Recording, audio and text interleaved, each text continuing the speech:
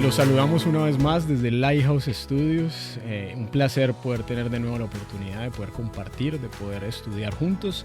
Siempre ustedes saben, en buena compañía. Así que, Carmen, ¿cómo estás? Contenta, Jonathan, gracias por el saludo. Feliz de estar aquí una vez más, aprendiendo, compartiendo con ustedes y hoy con una visita súper especial. Así es, Carmen. Así que lo saludamos también. José Daniel, ¿cómo estás? Gracias por lo de súper especial. Muy bien. Gracias a Dios, todo bien. Feliz de poder estar aquí con ustedes, muchachos, tener esta conversación. Excelente, excelente. Así que vamos a introducirnos de una vez en el tema. Claro.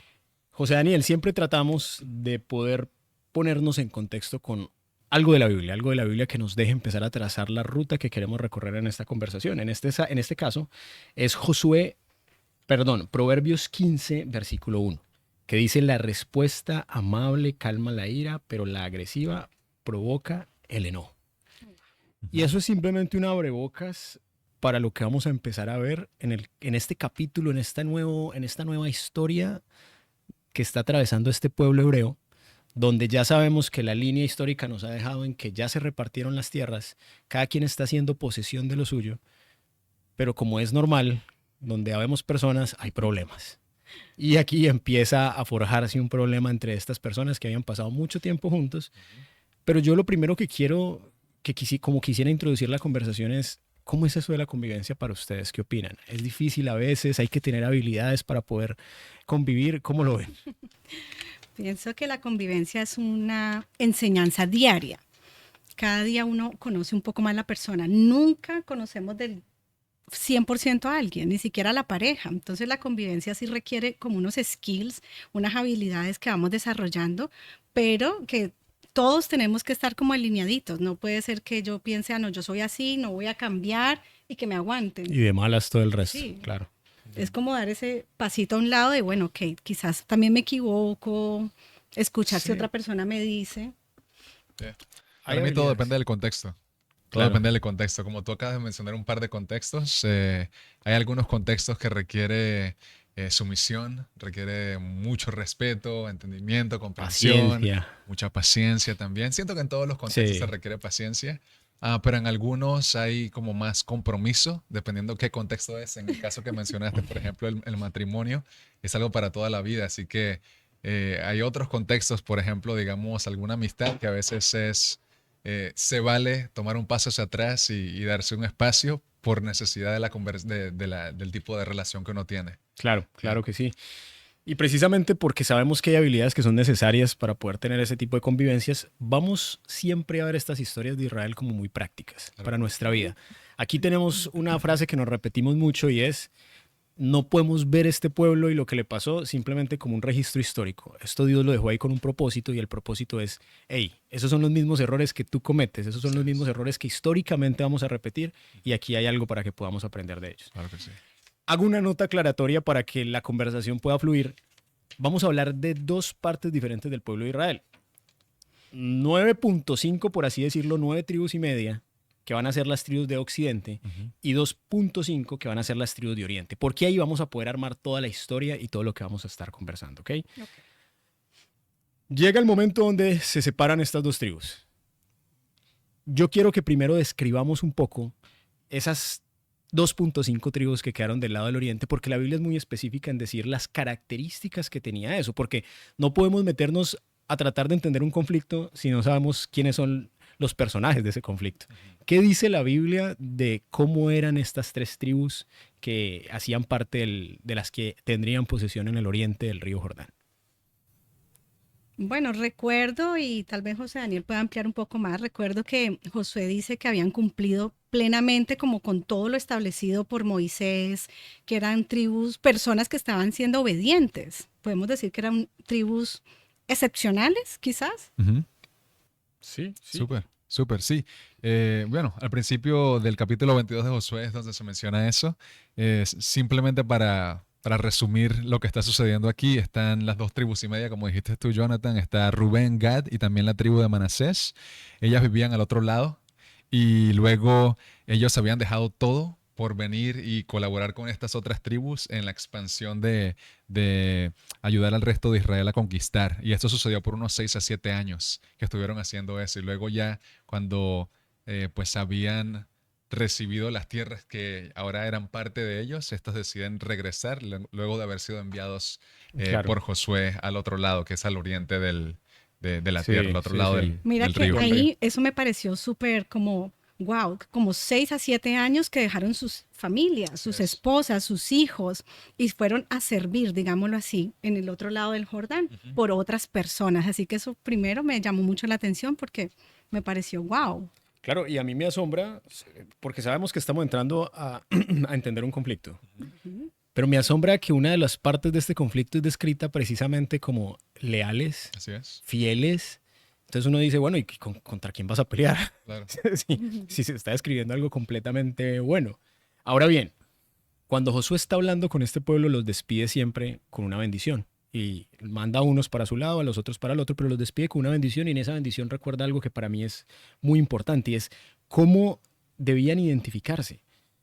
Y hay un pedacito que simplemente quiero que lo conversemos prácticamente para nosotros y es Josué 22:5 que dice que améis a Jehová vuestro Dios y andéis en todos sus caminos. Ujú. ¿Cómo esto puede ser un consejo todavía actual para nosotros en el sentido de con qué nos identificamos, con qué se identifica Carmen, con qué se identifica José Daniel? ¿Cómo puede ser esto práctico? Para mí aquí está la receta del compromiso total con el Señor. Todo comienza con el amor. Si no amamos a Dios, entonces todo lo demás que hacemos no tiene punto, no tiene esencia. Entonces, al amar al Señor, es lo primero que menciona él, que me encanta. Luego él invita a andar en todos sus caminos. Luego dice guardar sus mandamientos y seguirlo aferrado a él y servirle con todo tu corazón y con toda tu alma. Entonces, por ejemplo, yo tengo aquí algunas notas que tengo. Todo comienza con amor, porque sin amor la obediencia se vuelve legalismo.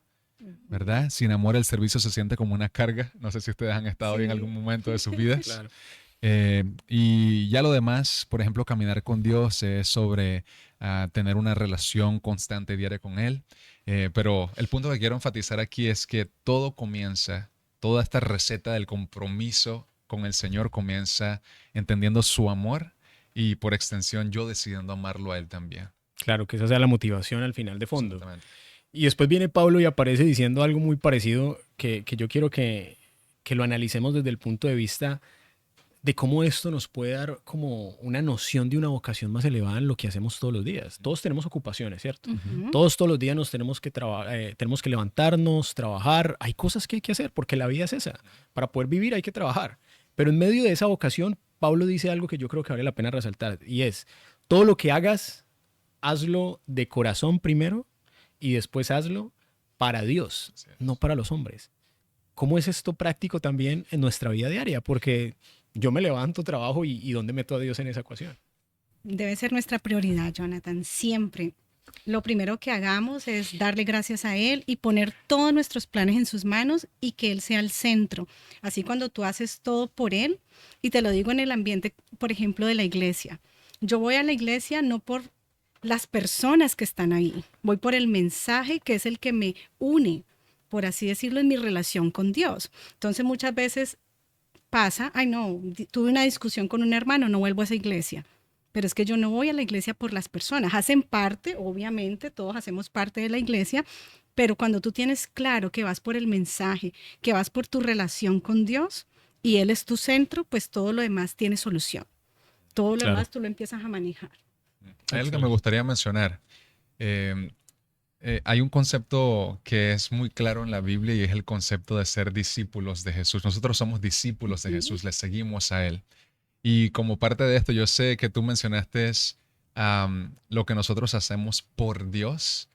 Eso es algo que a mí me ha gustado cambiar esa palabra por y la he sustituido con la palabra con.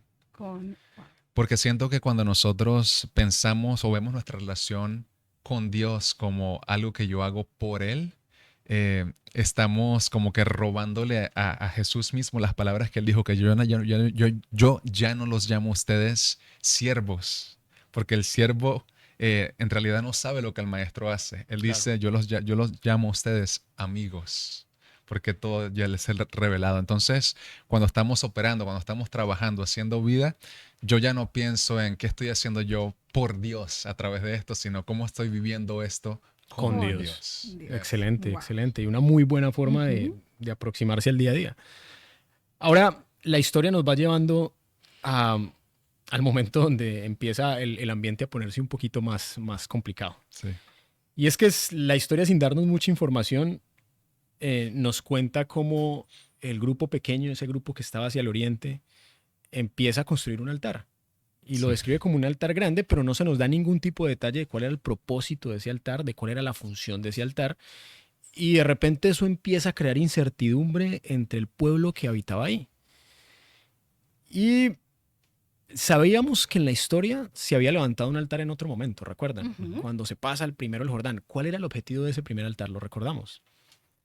El primer altar. Ese primer altar, cuando pasa el pueblo de Israel por el río, recuerden que hace algo conmemorativo y dicen, cuando tus hijos te pregunten por qué esto está ahí, que se acuerden que fue porque ese día Dios obró maravillosamente y el pueblo de Israel pasó en seco el Jordán. Entonces era algo que tenía Un una propósito. función, un propósito y Ujú. una función conmemorativa. Que sus hijos y las Mm. otras generaciones que no tuvieron esa experiencia se pudieran acordar de lo que había pasado. Ahora, será, y vamos a tratar de analizarlo paso a paso como si estuviéramos en esta historia. Si ustedes fueran ese pueblo que estaba viendo esto, ¿será que hasta el momento hay motivos de sospecha? ¿Será que aquí hay algo que uno puede empezar a decir como que esto no está bien o no? Y empiezo yo. Yo digo que no, porque si yo tengo presente lo que había pasado con el altar anterior, entonces alguna relación yo debería haber hecho con tal vez cuál era el propósito de ese altar. ¿Cómo lo ven ustedes? ¿Había alguna pista como para uno decir aquí está pasando algo malo? Pues pensando como humanamente, ellos estaban haciendo un altar en las tierras que no eran las de ellos. Entonces esa es la primer como red flag que tuvo los israelitas que estaban ahí. Estos están en nuestra parte y están construyendo algo. Entonces quizás generó el rumor o la incertidumbre de por qué, para qué, y por eso deciden ir a ver o enviar una delegación. Vayan a ver porque estos hombres están haciendo algo en nuestra tierra. Pienso que tal vez por eso se genera quizás la primer discordia. Pero entonces, ¿cuál fue la reacción? Vámonos de una vez a eso. ¿Cuál fue la reacción del pueblo de Israel, de ese pueblo grande que estaba hacia el occidente, habíamos dicho? Sí. ¿Cuál fue la reacción de ellos? ¿Cómo reaccionan al Bueno, la darse cuenta de reacción esto? de ellos es de una vez decir, esta gente está mal y vamos a ir a guerrear contra ellos porque hay un par de cosas que me vienen a la mente, cosas que habían sucedido En el en pasado. el pasado, que de hecho son mencionadas en el capítulo 22, donde habla sobre la situación que sucedió en Peor. Sí, ¿Sí sí. recuerdan eso? Sí. Creo que lo mencionan en los versículos 16 al 18. Ujú. Y más adelante menciona una segunda cosa que es la situación con Con Acán, Acán. ¿verdad? Entonces siento que tal vez lo que los llevó a ellos a hacer eso es que Dios había ordenado a Israel que tuviera solamente un lugar de sacrificios y de holocaustos. Entonces cuando ven a este altar grandioso, como dice la Biblia, siendo erigido ahí al frente de ellos, y ellos lo ven, dicen, no, que hay un problema y no queremos tal vez que nos suceda lo que ya sucedió Claro, en el claro. Tenían, pasado. sí, ese miedo de repetir el pasado y que las decisiones de unos cuantos iba a afectar a todo el pueblo. Pienso que ese también era el mayor temor, Y que sabiendo era lo lo que que había había pasado. sucedido también. Ujú. Cómo había afectado Claro, esas claro. decisiones al pueblo. Pero yo también entiendo lo que tú Sí, estás sí, diciendo, porque sí, o sea, habías también sido construido y era como una conmemoración, algo que había sucedido. total. Yeah. Y creo que hoy por hoy, por lo menos a mí, me pasa mucho, y es que muchas veces malinterpretas cosas. Sí. Estás en una situación donde tal vez alguien dijo algo, tú lo entendiste a la ligera, no te tomaste el tiempo para pensarlo y de una vez lo interpretas mal. Ujú. Y para mí, aunque, claro, todo mirado hacia el pasado es más fácil, porque lo ves con más calma, no estás con las Claro, no emociones del estás momento. ahí. Claro. Pero las emociones de ese momento de ellos eran, ok, esto tiene que ser idolatría, esto tiene que ser rebelión a Jehová, es que esto no puede pasar y vamos es a guerra. Pero me impresiona cómo inmediatamente todo un pueblo se unifica en una sola tarea y es, vamos a pelear. Guerra civil. Sí, aquí no queda de otra que pelear. Ahora bien, si ya sabemos que esa fue la actitud de ese pueblo, asumieron la culpabilidad, ¿cuál es la diferencia cuando alguien se acerca y te dice, Carmen, José, yo te quiero preguntar algo que escuché, que me dijeron? ¿O cuál es la diferencia cuando te dicen, cuando te acusan y cuando te dicen, Carmen, es que hiciste esto? ¿Cómo te sientes? ¿Cuán diferente te puedes sentir ante esas dos situaciones? Es complicado porque si de una te sientes atacado, lo que uno humanamente hace inmediatamente puede ser defenderse. Totalmente cierto. porque te están atacando. Quizás esa es la primera reacción. Pero cuando vienen y hablan contigo de buena manera, una pregunta, ya tú tienes como más tiempo para ir como, no sé, procesando y contestar de una mejor manera. Así que pienso que ellos, los 2,5 pueblos fueron muy calmados, porque llegaron ya a atacar, pero ellos sorprenden con su actitud. Así es. Ya, la acusación fue, los que vinieron del oeste fue una acusación bastante fuerte, lo podemos decir así, les dijeron básicamente rebeldes, van a traer el castigo de Dios sobre todos nosotros otra vez. Pero me gusta cómo responden los del oriente, a pesar de la acusación, y creo que ahí es donde nosotros podemos sacar algo para nuestra vida actual. Ellos no gritan, no contraatacan, no dicen, oh, ¿y ustedes quién se creen? Como muy probablemente nosotros de nuestra humanidad podemos reaccionar de esa forma. Ellos escuchan primero y luego responden con mucho respeto y con claridad también. Claro, y qué difícil responder así cuando la difícil. situación lo merita, ¿no? Hay una cosa que yo creo que es 100% verdad, una frase que tal vez hemos escuchado mucho, que nadie da de lo que no tiene. Y para que una persona responda así en un momento cuando se ve confrontado así, no es casualidad, no es que tal vez lo cogiste en un buen momento, es que realmente esa persona tiene un carácter construido para eso.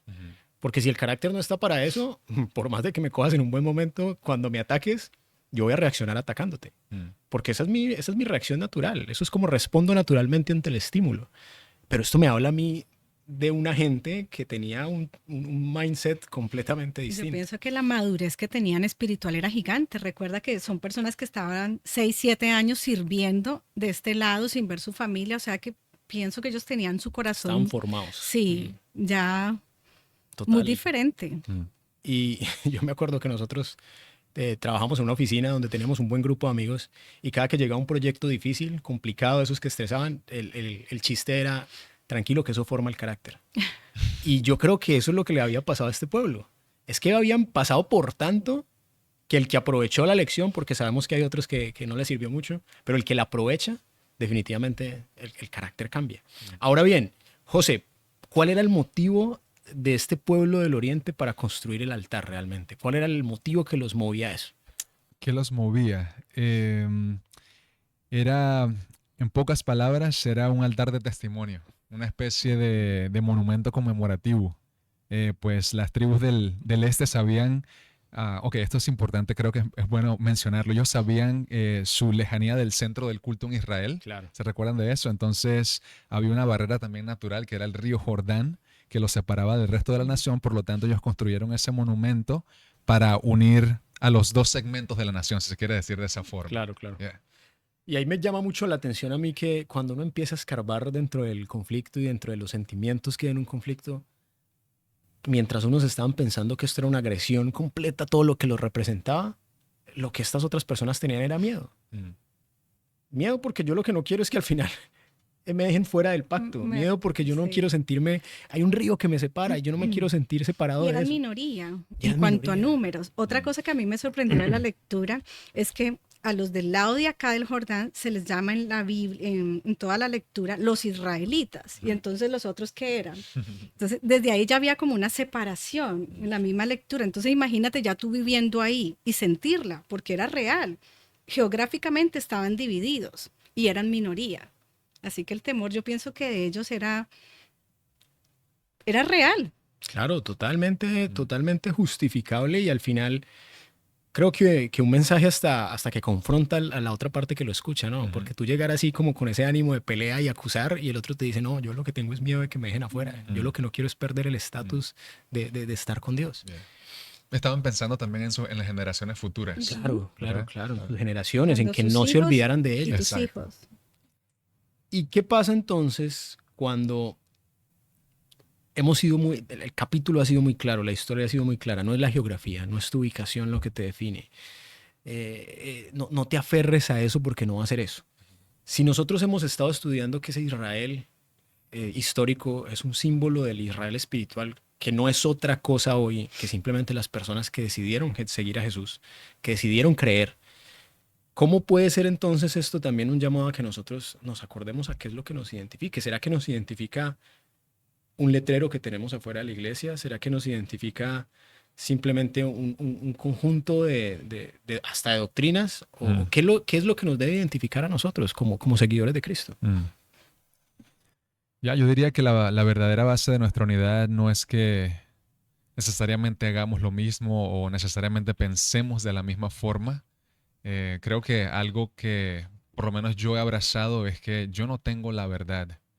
Creo que si yo siento que yo soy guardián de la verdad, naturalmente estoy cayendo en un lugar peligroso, muy peligroso. Sino que siento que lo que nos une al final del día es el amor al Señor por sobre todas las cosas. Amén. Y también ser fieles a su palabra. El Señor ha sido muy claro en su palabra sobre lo que Él ve como importante, y nosotros como sus seguidores debemos seguir lo que es importante para nuestro Maestro. Claro, siento que ahí está el centro y la esencia de lo que debería ser importante al final del día y lo que nos une. Claro. Al final no es lo que a mí me parece importante, eso es buenísimo lo que dijiste, José, es lo que para Dios es importante, que hay un límite que no hay que romper. Porque a veces cuando queremos ser tan yo es que lo que para mí representa, lo que a mí me une, no, las reglas las definió Dios. Pero yo sí decido, como decías, José, no ser un guardián de la verdad, sino vivir la verdad. Y ahí hay una diferencia enorme. Total. Ahora, resolución de conflictos. Yo creo que tuvimos una clase máster de resolución de conflictos aquí. Y empezamos desde el principio con ese versículo de introducción. Es que cuando tu respuesta no equipara la agresividad del que tienes al frente, no hay pelea. Porque para pelear, decía mi mamá, se necesitan dos. Y si no hay dos, entonces no hay pelea. Resolución de conflictos. ¿Qué podemos aprender práctico? Algo que le podamos dejar a las personas que nos están escuchando para que esta semana, si tienen algún conflicto, lo apliquen. Algo que sea utilizable en el transcurso de esta semana. Pienso que comunicar nuestros pensamientos con respeto y claridad es súper importante. Muchas veces en el día a día nos guardamos los pensamientos y comunicarlos puede hacer una gran diferencia. Correcto, comunicación vital, y eso nos lo está enseñando la historia aquí clarísimo.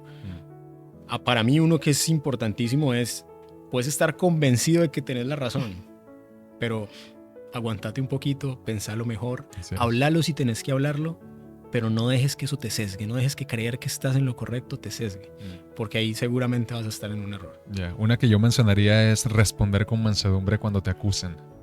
Aquí, ¿sabes? Los del occidente llegan atacando. Entonces, ¿qué hacer yo cuando me atacan? Siento que es muy importante responder con mansedumbre. Total. A mí me llamó muchísimo otra la atención, y es cuando todo este conflicto se da y se enfrentan las dos partes y viene la respuesta tranquila de la gente del pueblo pequeño.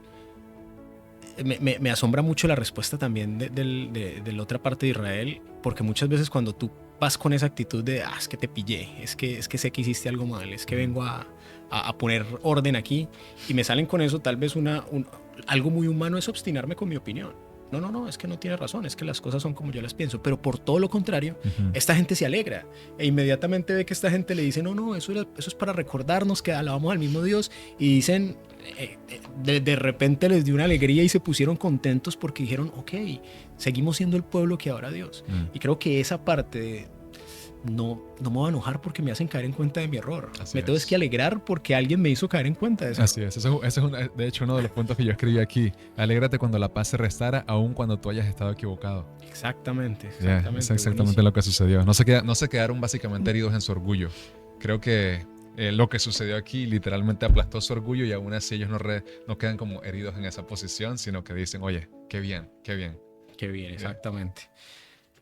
Para mí una buena forma de ir cerrando esta conversación, y siempre tratamos como de cerrar con un pensamiento de cada uno que podamos también dejarle a las personas que nos escuchan. Para mí una buena forma de hacerlo es, muchas veces en el día a día nos obsesionamos con tener la razón. Es natural también, porque yo no me quiero equivocar. ¿A quién le gusta equivocarse? A nadie le gusta equivocarse. Pero cuando yo, encima de esa necesidad de tener la razón, empiezo a poner a Dios y dejo que la razón la tenga Dios en vez de querer tenerla yo todo el tiempo, algo empieza a pasar, algo en mi vida empieza a cambiar, y tal vez las decisiones que tome son diferentes, tal vez no, seguro las decisiones que tome son diferentes, y yo solamente quiero dejar la invitación. Prueba eso, prueba quitar un poquito tu prioridad de tu razón, de tu entendimiento, deja que Dios domine un poquito más ahí y prueba el resultado de eso. Para ustedes, ¿cuál sería? Bueno, yo solo les dejo el ser humildes, porque es algo que yo he venido trabajando, donde tenía muchas fallas y las sigo teniendo, pero intento ser humilde y renunciar un poco al yo y el poder tener un corazón un poco más accesible. Entonces pienso que la humildad hace parte de todo este tema, de poder ser más accesible, de decir, sí, me equivoqué, tienes la razón. Claro, por supuesto. Para mí, yo diría la importancia de hacer mi amor por Dios, el amor que Dios tiene por mí, lo que me identifica a mí y cómo yo opero. Siento que cuando hacemos de ese amor lo que me identifica y lo que empieza a fusionar y a transformar algo en mí, es donde el secreto para poder responder correctamente comienza. Buenísimo, buenísimo, José. Les agradezco mucho a los dos. Carmen, muchísimas gracias. José Daniel, muchísimas gracias. Con esto nos despedimos en esta ocasión, pero saben que queremos ver sus comentarios, queremos saber sus opiniones, queremos siempre mantener ese contacto con ustedes, así que los invitamos a que nos escriban y también los invitamos a poder vernos en la próxima ocasión aquí en Lighthouse Studios.